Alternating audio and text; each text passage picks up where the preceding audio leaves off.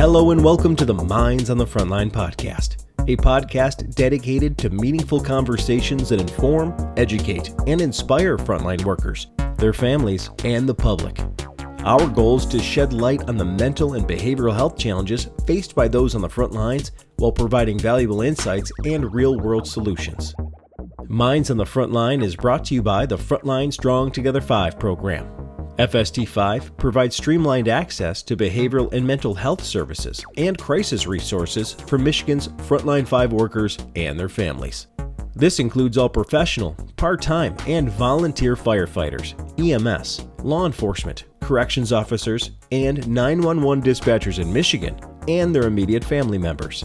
First responders and mental health experts collaboratively created FST5 to provide 24/7 live support, effective resources, and cutting-edge services to prevent and alleviate PTSD, anxiety, depression, and other frontline work-related mental and behavioral health challenges. Need help now? If you are a frontline worker in Michigan or an immediate family member experiencing any crisis, work-related, substance abuse, depression, relationships, finances, or any other, reach out by calling 1-833-34-STRONG or go to fst5.org for more information. I'm Jeff Lassers, one of your hosts, and I am a professional firefighter, paramedic, educator, and content creator. Minds on the Frontline is co-hosted by Mike Mattern, also a professional firefighter and paramedic. In addition, Mike is a peer support team member for his fire department and the FST5 program. Sitting in for Mike as co-host today is Scott Taylor, a recently retired police officer and currently a peer with the FST5 program. Scott serves as the president of the Fraternal Order of Police, or FOP, Lodge number 124, and as the Michigan Officer Wellness Liaison for the National FOP, where he works to improve mental health support and wellness resources for law enforcement officers across the state. In this episode, we welcome back Dr. Ali Amirsadri, director of the FST5 program, as well as a well-respected psychiatrist and mental health advocate who has dedicated over 20 years of his career to emergency psychiatry in the ER. Known affectionately as Dr. A, he currently is a professor and associate chair for clinical services for the Department of Psychiatry at Wayne State University and serves as the chief medical officer for Wayne Health Department of Psychiatry. During this episode, we discuss the powerful connection between crying and laughter, two emotional responses that shape how we process experiences, connect with others, and cope with stress. We explore why these reactions are more than just expressions of joy or sadness. They are essential tools for resilience, especially for frontline workers dealing with intense situations. We start the conversation by breaking down the science and evolution of crying and laughter, exploring how these responses developed to communicate before language even existed.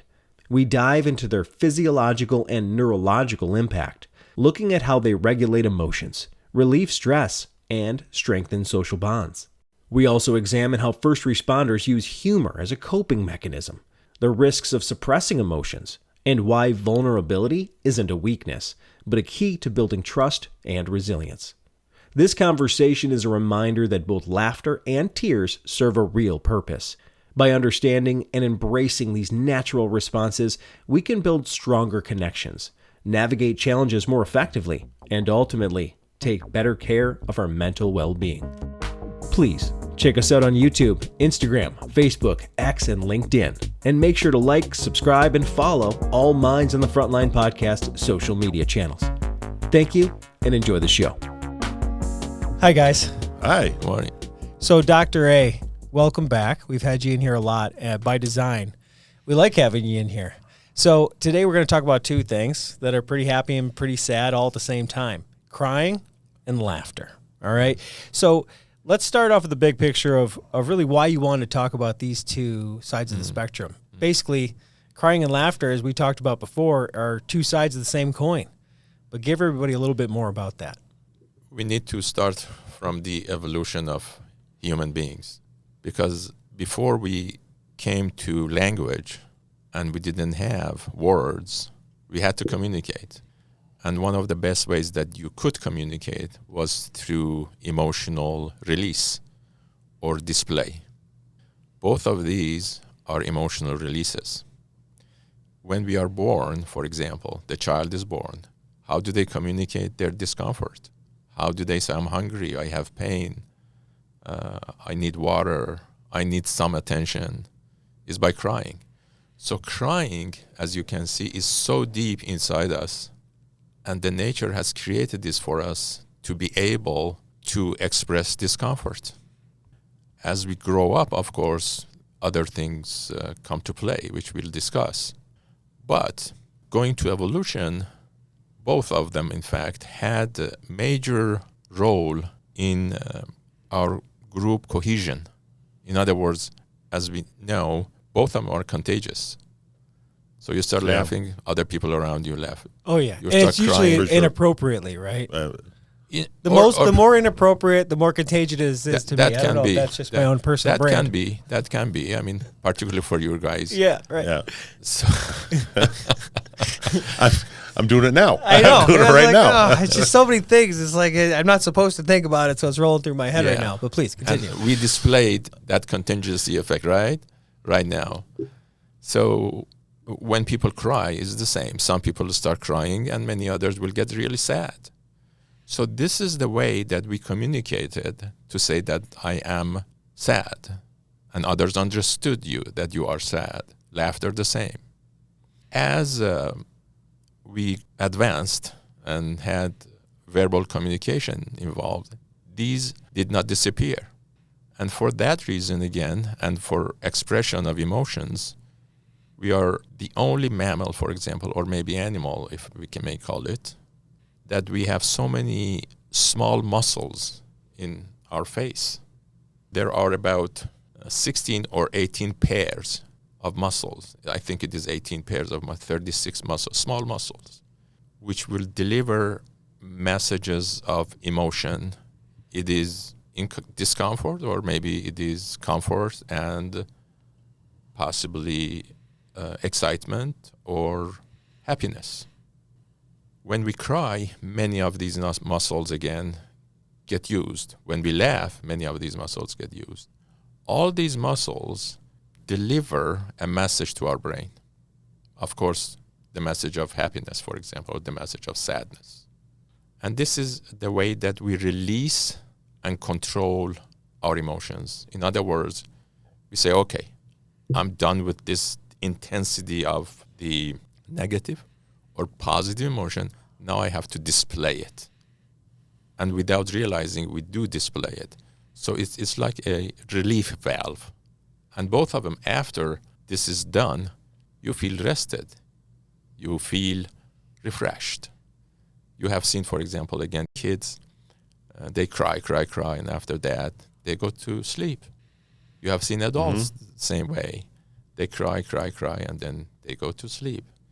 That's the physiological function, because after these displays, you are relaxed. This is, in brief, how I can explain it. And as we discuss, I guess we can dissect it more. It makes total sense that they are, like you said, those relief valves for either positive or negative emotions. And we can obviously, everybody listening to this can think of a time where laughter wasn't just happy laughter and crying wasn't just sad crying. And it also depends on I'm guessing, on how you were raised, your culture, all of these things that all come together of the intensity of crying, when you'll be doing it, and when it may even be expected even. Yeah. I mean, think about the 8-year-old that gets the Xbox for Christmas and the tears of joy, crying uncontrollably because they're happy. Right. Or the awkward laughter. Right. Yeah.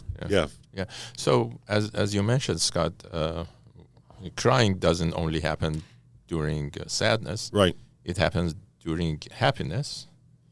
It happens during anger, especially for females. That's how they express their anger sometimes. I've witnessed that, unfortunately, many times. And the other one is at the times of, as you mentioned, gratitude. So the kid is so happy and thankful, and you don't have words to express it or explain it, and tears come to your eyes. Yeah. The other part, which is quite interesting, is that the tear which comes with sadness has some structures to chemicals that the tears of joy doesn't. Really? So they can find out, if you cry, by examining it, that this is a tear of joy or is this a tear of discomfort and sadness. It's a polygraph for tears. Yeah. Yeah. Yeah. Good So to know. that's- Good to know. Okay. Good to know. All right, so the crying and laughter are those universal, healthy, and essential responses of our body.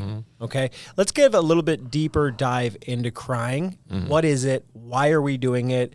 The emotional versus that reflex crying. Give us a little bit more there. First of all, as we discussed, is a communication. So you tell others, this is what's happening inside me. And you tell yourself, or you remind yourself that this is the time that I need to stop it because it's overwhelming me. Because with sadness or other emotions, some activity is needed. Because if you don't act and use muscles for release of tension, it's not going to work out. Either you need to release the emotion through action or through words. When you're crying, you don't have any words until you start crying, and then the words will come to you. So this is a facilitator between you and I and others in the group to understand each other. And that is the group cohesion function of crying. People get closer to each other, in fact. It also shows the vulnerabilities that we usually may have and try to hide it. In fact, vulnerability is something which is very positive and will relax you, because why do you need control at all times? And it will grow you. It will bring more resilience to you because it is vulnerability which grows you. And I'm guessing that vulnerability, recognizing it and knowing you could be vulnerable to that person, means that they can kind of protect you and got your six while you're in that situation. Well, absolutely. Like a dog would show their belly to the owner almost, no, like, I trust you that you're not going to eat me. The issue of trust is one of those areas which is very important for both of these, in fact, but more for crying. It will increase oxytocin in both individuals in there and brings senses of empathy in others, so they can pay more attention to you, and you get much closer to each other because you have shown the vulnerability. Both of you do, in fact, because one person gave permission to himself or herself to be closer to you, and you gave permission to the other person get closer to you. So you received it positively, and that creates the bond that we need in meaningful relationships. That's how it works. That's pretty heavy. I can think about it. But it's also like, I wonder why you guys are so quiet over there. I'm like, super common sense. I mean, if you think about it, and if you're with somebody who's sad and they start crying, what your first emotion is to give them a hug, right? To bring it in, to comfort them. Well, I'm sure you guys in your line of work have seen things which brings tear to eyes. oh yeah, a lot of things. And also laughter. Well, yeah, a lot of times I think, and then we'll get into this, but the use of laughter to avoid crying as a tool. Yes. To allow the relief valve to pop in a more comfortable and immediate acute way. Yeah, it's a coping mechanism used by first responders like every day. Yeah, and because Every we day. verbally spar for fun all day, it's an easy go-to. Absolutely. It's easy to get it on there. And you know when a certain person walks into the room and figure it out, whether it's a dispatch center or a corrections facility or a firehouse or a cop car, you know when the right person walks in, like, this guy's got to say something good. Yeah. Right. Oh, yeah. Absolutely. You know. Yep. Show's about to start. Right. And, Yep. you know, I've been on a lot of CPRs where and please understand that we would never do anything to disrespect anybody, but the way we communicate with each other is a way to make the feeling of the situation going on right now with the person we're caring for a little less heavy so we can move through it. Absolutely. You know, we're not focusing on them. I'm focusing on, hey, Steve, how are you? You know what I mean? And trying to, like, release that tension a little bit, get a little smile out of people. Yes, absolutely. And I mean, this is healthy. Laughter and smiling and all those are very healthy. Crying is healthy, of course. So these are our positive things that are meant to be, not meant to resist. On a note on that, so how many horrific crime scenes or accident scenes have you been to, and you'll make a comment to your fellow to help alleviate it? What we have to be conscious of as first responders is make sure that nobody else is within earshot of that, so that the Right. the civilian doesn't hear you, because all that's going to say is, "Oh, those guys were laughing at, there was a bloodbath Right. and they were making jokes about it." Right. When the natures tell you that you need to release the stress that you have inside you, remember, these are stresses, so they have stress hormones, they have stress neurotransmitters, they have physiological effects. Yeah. And both of them of interest is that they go through the same mechanism. Crying and laughter go through almost the same mechanism. Yeah. The issue is that based on the event outside or context outside, and based on my perception or my context inside, I may laugh or I may cry. But you're right.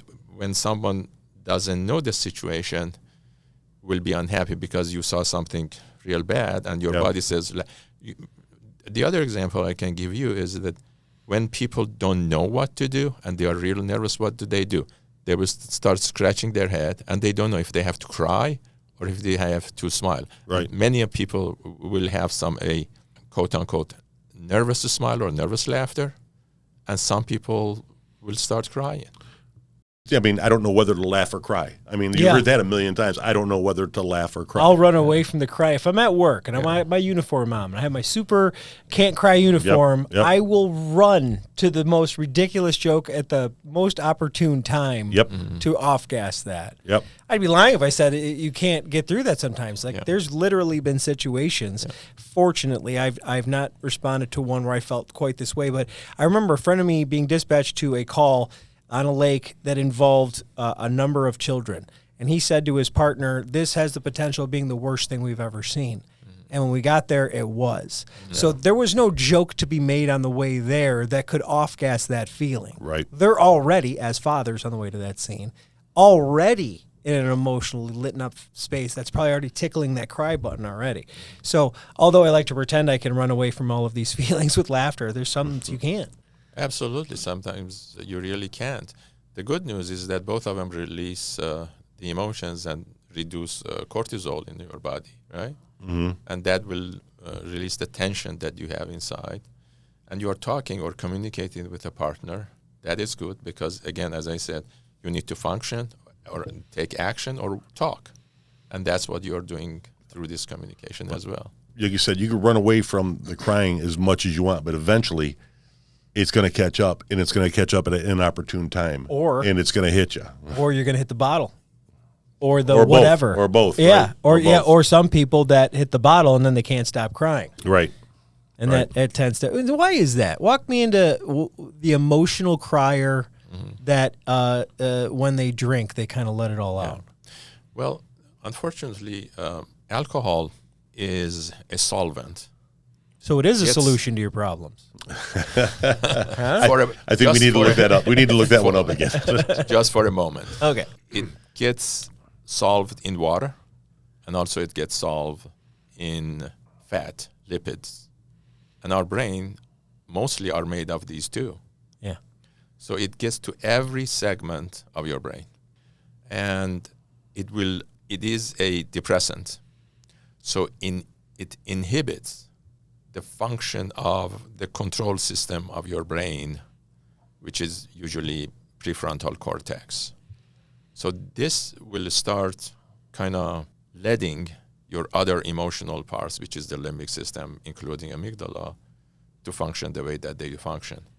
So when you don't have any inhibition or you have very little inhibition, whatever you're suppressing is just going to come out and ooze out.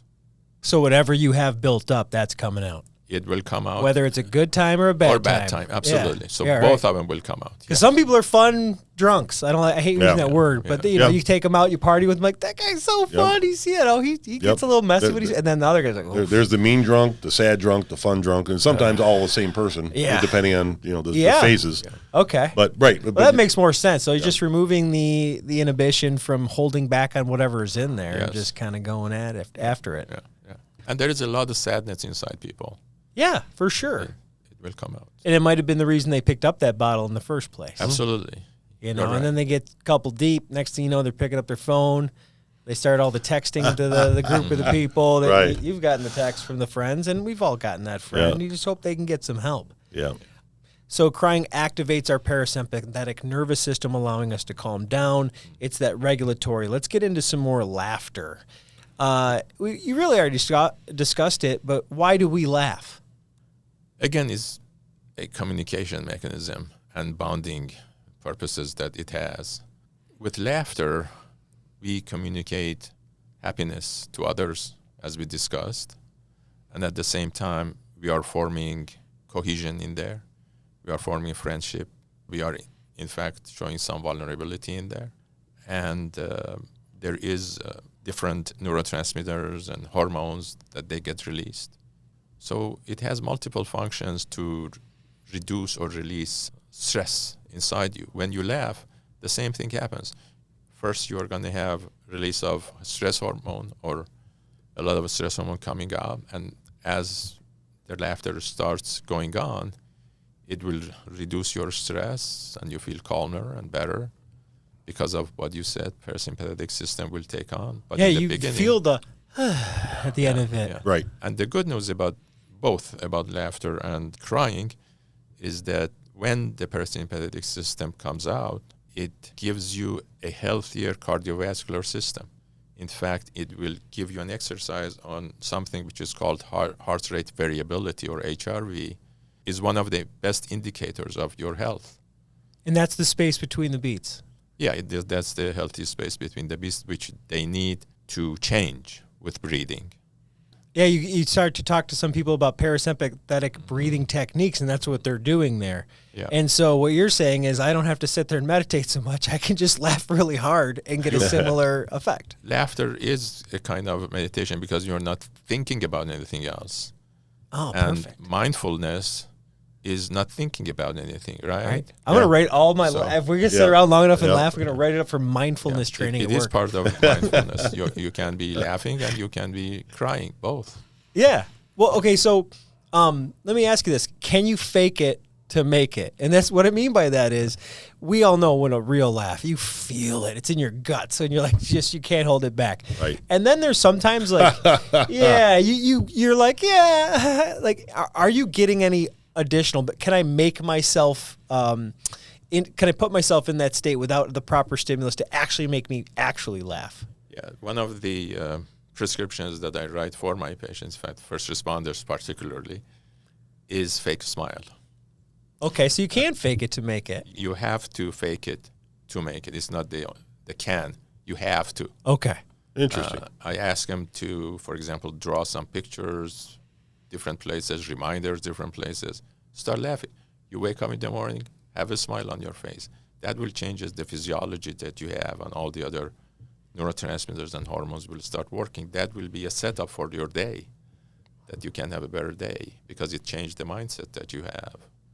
It will be a positive mindset. And does that positive mindset set off a cascade of positively good neurotransmitters Absolutely. and hormones All of those. to keep Yeah. me in that direction? I'm not going to see a huge spike like I just saw the funniest movie or thing I ever saw, but at least you're headed in that direction. You're tipping the scales in Absolutely. your favor. Yeah. Okay.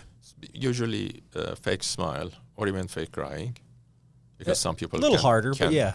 can do it well. I mean, great actors, So if I can cry on command, I'm still doing the same release? we are doing the same release, Oh, not okay. to the extent or intensity of natural release that we have from crying or laughter, but it will give some release. Yeah. Kind of like the fake smile or the... Yeah. But Yeah. you are right. Fake it to make it. Okay. Yeah. Yeah, I always thought that was a bunch of baloney, but That's Dr. crazy. A says, here I we believe go. it, Yeah, you know? okay, so real versus fake. What else do we need to know about laughter? When is it not appropriate? Let's get into that. I think that's what most first responders want to know is like... Is it ever not appropriate? Yeah. I don't. And before we hit record, I told a couple jokes to give Dr. A little bit of a piece of what's on our mind, just to kind of see what he thought was a off-color joke or not. But, when is it appropriate or not for our first responders? Be aware of your social circumstances. These days, cell phones are there, and everybody can get a video of you or whatever it is, or the conversations that you have. Probably you have lots of codes between you and your partner in there, and you can talk about, joke about, laugh about, cry about, all that. Yeah. But when it is taken out of context, then it's a different story. Yeah. And many times things are out of context. The other part which I need to add to this is that we rely so much on our vision. And as we say, if someone says, have you done this, or can you give me an idea about this guy or the other guy? And you say, I haven't seen, I haven't heard, all that, right? Having said all this, our vision is not the most accurate, in fact. And that's something that if the small piece of a video is shown that Jeff is talking about something and smiling at the same time, will be taken out of context very, very easily. But that will have a lasting impact on people because, quote unquote, they have seen it. They've resolved it in their mind Right. of what the situation that's the was. conclusion. Immediately comes. So it's not that anything is off limits as long as you know who you're talking to and your surroundings and it stays in that room. Like anything else in life, you can have a private conversation, but you got to make sure it's a private conversation. A private conversation that you have. And as we discussed, something which shouldn't happen is that making fun of individuals you deal with on the street, those are off limits. But you want to crack joke with your partner about different things. Yes, I was doing A, B, C, and it failed, and then you make a joke out of it. That's great. Laughter heals all wounds. That's always been my role. Yeah.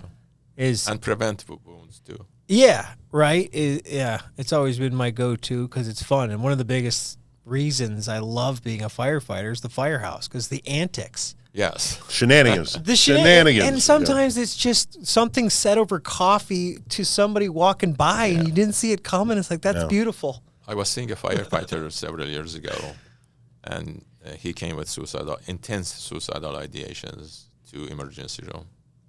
And we talked, and he put himself together, etc. I said, okay, so you want to go home? And he said, no. I said, so why are you fighting so much not to be hospitalized and you're not going home? And he said, because I want to go to the firehouse. I want to be around my buddies in there. They are there for me. Yeah. And I said, well, go ahead. Yeah. A cup of coffee at the firehouse, and I'm sure it's the same. Yeah, it wasn't like we were just laughing. You're going on calls, you're not sleeping, you're doing this stuff, but between calls, that's what held it all together. That's what held up all the bad stuff, all the shift work was the laughter. That's the common bond that kept us coming back and loving being part of what we love about this job. That's great, but also now I think we can feel more comfortable to cry when we need to cry as well. Yeah, and I think it's becoming more and more acceptable. I never thought that when the time was appropriate, let's say, quote unquote, some things are so bad that I've seen people break down. There's not a human being on the planet that's going to hold them against them on that situation. Right. Mm-hmm. And then there's certainly other situations where they didn't seem as big to somebody else. Yeah. And maybe they didn't say anything to the person, but you certainly could feel a little bit of judgment. Mm-hmm. But the older I get, and the younger everybody else I work with gets, it seems to be more appropriate to have whatever emotion that comes to you. And life's fine. 100%. This young generation is more open to sharing it, which is great, which it should be. Even let's go back to like when I grew up. If I had $1 for every time as a 5-year-old kid, my dad would say, "I'll give you something to cry about. Stop crying." Right. I can't stop. What do you mean? That doesn't make any sense. Or your buddies are watching. Yes, and I'm 5, but that doesn't make sense to me. See what happens. Cry. Right. Right. And, it goes back to there's no crying in baseball. But I think even, like you said, the older we get, I think the guys, and even my generation, they'll do it, but they'll do it when they're alone. That's when they'll let the release come. You know what I'm saying? Rather than they're not going to do it to a buddy because I'm not crying in front of you. And less of them are going to think anything of seeing somebody let loose. Like funerals, everything. It's hard. Right. And I love these tough guys who don't. And you notice they also will never watch Old Yeller. They don't ever watch a movie that'll trigger that. What's wrong with? Okay, so let me ask you this on the crying. Random movies that aren't even sad will get me. I'm watching Maverick. That's Top Gun 2, and me and my wife at the theater. I look at her, we're both tearing up. Like, what happened? So give me some insight on that. Well, as we discussed in other conversations we had, is that we are the collector of all events of what has happened in the past in us and our previous generations. So it just needs one similarity, which is closer to what I have suppressed or repressed or do not want to think about at this point in time. And just that click will turn on the floodgate, which I was not even aware that I had. You hit the right code, the sequence of events, you get the right hormones popping, and this is the exhaust fumes. Like you said, it's out of nowhere. Yeah.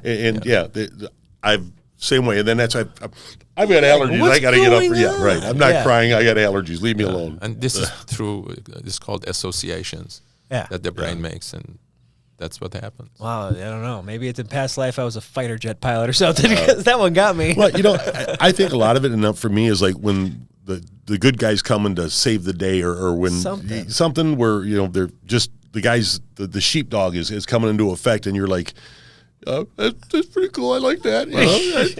I did that before. Because everybody wants, at least unconsciously, wants to save and do something very important. Absolutely. And someone else that you, at some level, have identified with is doing it for you in there.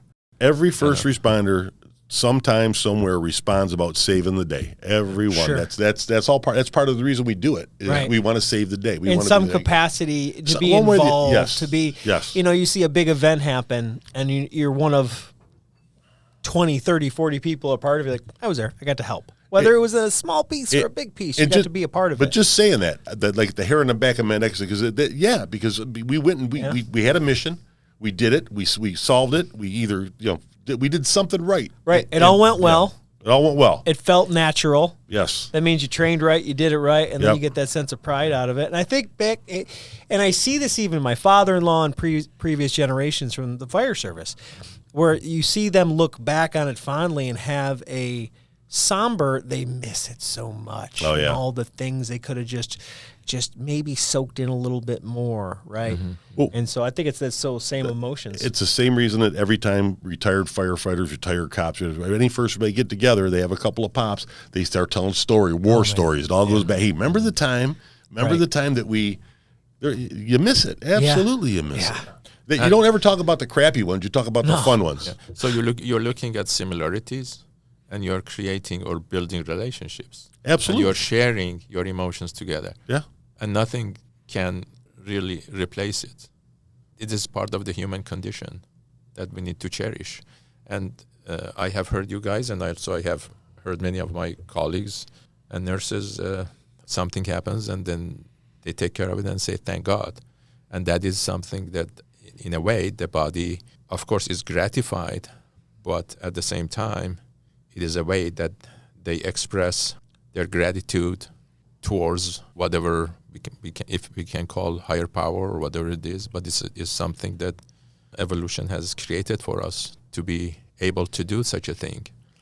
It also releases dopamine and endorphins in us. Yeah. So it's quite amazingly simple and very complicated at the same time. Oh, we appreciate that very much, sir. And I do want to ask one more question to kind of tie it all together to all humans. You know me, we always talk about first responders, but we're all humans here. And you worked in the ER for a lot of time. You're still in the ER. You've spent many, many shifts in the ER with nurses, physicians, PAs, all the people. Mm-hmm.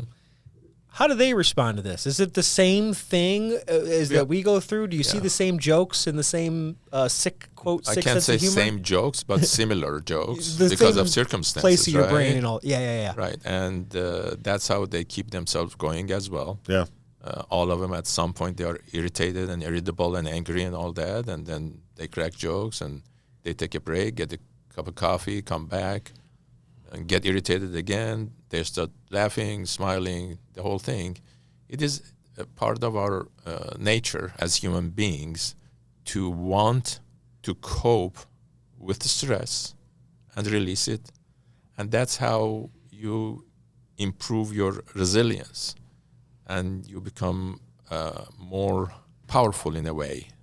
By that, I don't mean muscle. I mean flexibility. Right. Your mind is able to absorb more shots, not physical. You develop better coping strategies and coping styles.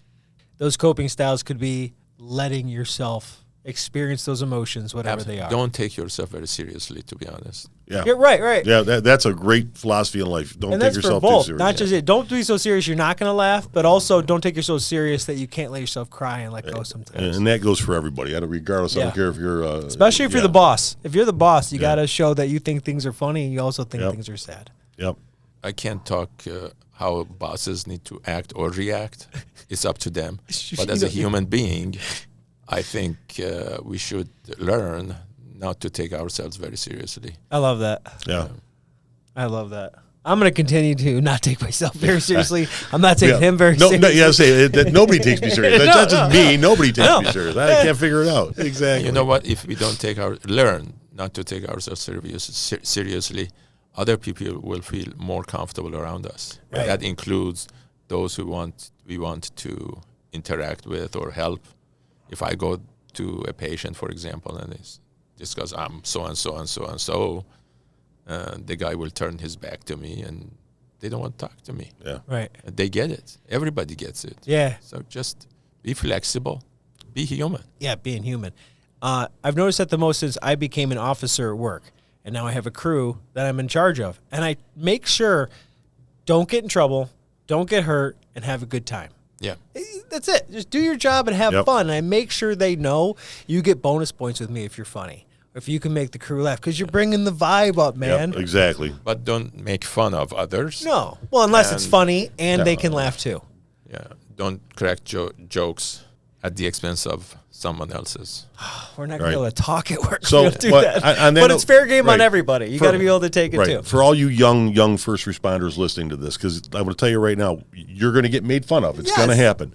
The best advice I can give you is don't show any emotion to it, because once there's blood in the water, they're going to come around you like sharks. Unless so it's funny, you better laugh. If it's don't, funny, you laugh. Don't do the pouty lip. No, Don't go that. Don't just let it roll off. Because the minute that you show that you didn't like that, oh, guess what? That's your new nickname. Yeah, forever. And I'll one up you. Not only that, but if they're not making fun of you, they probably don't like you. They probably don't like it. Exactly. Because that's how we're like, we tease each other.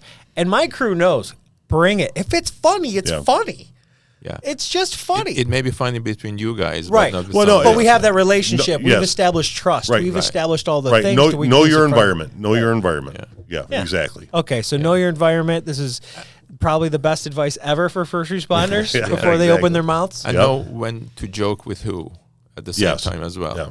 That's a big problem. Like as we talked earlier about the first responders, when you're going to other social settings, when you're the only first responder, or if it's you and I are there and we're a room full of teachers who don't understand us, and I tell a joke that I think is hilarious, and the only one that laughs is you. Yeah. Everybody else thinks that we're idiots. So know your environment. They're not wrong. No win. No, they're not. Yeah. No win and win not to. Essential word that you use is a different environment that you are in. So when their mindset is somewhere else, don't force people or don't expect people to know where your mindset is. Right. And that's important. One thing came to my mind, Jeff, as you were talking. When people build relationships in general, and I'm sure you guys have seen or used the word, you say, for instance, you see someone in some party or some social setting, and you say, oh, he has a good smile or she has a good smile. And that will bond you with that individual, just witnessing it. And then you will gravitate towards that individual as well. You can see the power that it can have and relay. So when you are with people, if you can, fake a smile. That's probably in the first impression, too, when you're meeting 100%. Big smile. Hello, how are you? And you're more drawn towards friendly people, and they got that you're going to feel comfortable with that person. You feel safer that they're not apprehensive for discussion. You are saying that I feel safe with you. Yeah, absolutely. Yeah. Fake the smile. Remember that. Fake the smile. That's good for probationaries. Walk up, shake hands, smile. Hi, I work here now. Right. And don't sit down till the roll call starts. Don't take anybody's seat. That's the other thing. Is that don't the ever big take one? anyone's seat. Don't be the first one to sit down at the Nope. food Stand in the table corner for until you know all the chairs are empty. Yeah, and bring donuts. Bring donuts. All right, sir. Well, thank you very much for your time today. Thank you for listening to the Minds on the Frontline podcast. We have more great content coming out soon. Please check us out on YouTube, Instagram, Facebook, X, and LinkedIn. And make sure to like, subscribe, and follow all Minds on the Frontline podcast social media channels. Thank you. and have a great day.